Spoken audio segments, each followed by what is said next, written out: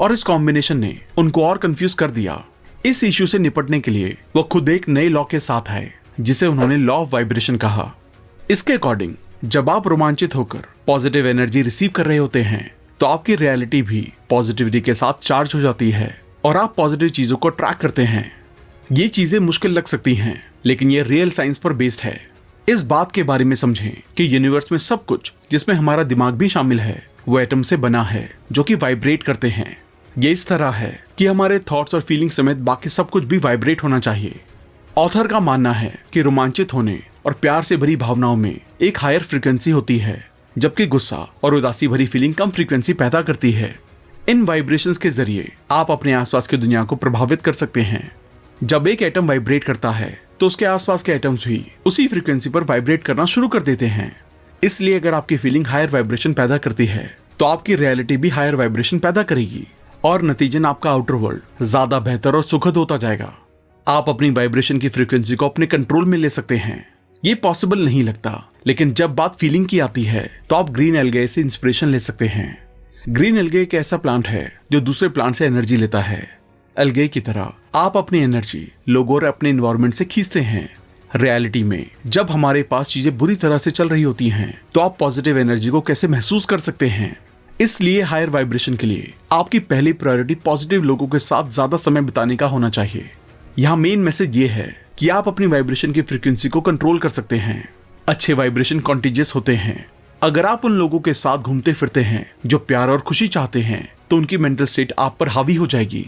एक बार जब आप उनकी फ्रीक्वेंसी पर वाइब्रेट करना शुरू कर देते हैं तो आप अपनी लाइफ में और भी पॉजिटिव लोगों को अट्रैक्ट करना शुरू कर देते हैं। अपनी इमोशनल फ्रीक्वेंसी को बढ़ाने का दूसरा तरीका यह है कि आप ज्यादा पॉजिटिव बॉडी लैंग्वेज अपनाएं। रिसर्च से पता चलता है कि मुस्कुराना, यहाँ तक कि जब आपके पास मुस्कुराने के लिए कुछ भी नहीं है, तो ये आपको एक एंडोर्फिन स्पाइक देता है। ये आपकी बॉडी का फील गुड केमिकल है।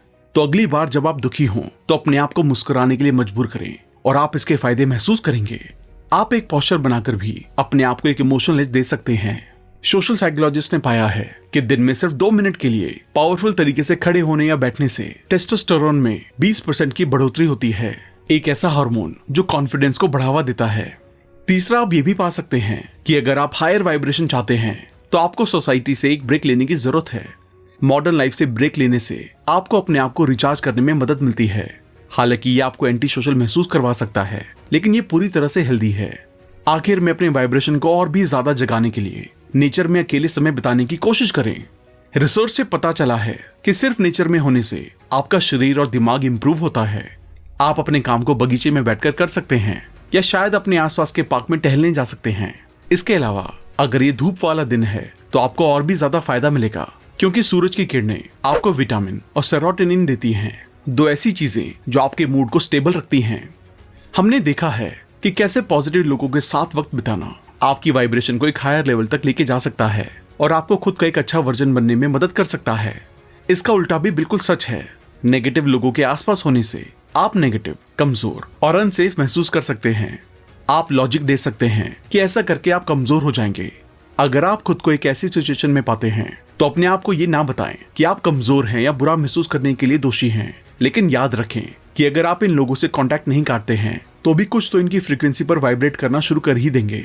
जल्द ही आप अपनी लाइफ में दूसरे लोगों के लिए उनके बुरे वाइब्स पास करेंगे और इससे पहले कि आपको इसका एहसास हो, आपकी रियलिटी नेगेटिविटी से भर जाएगी।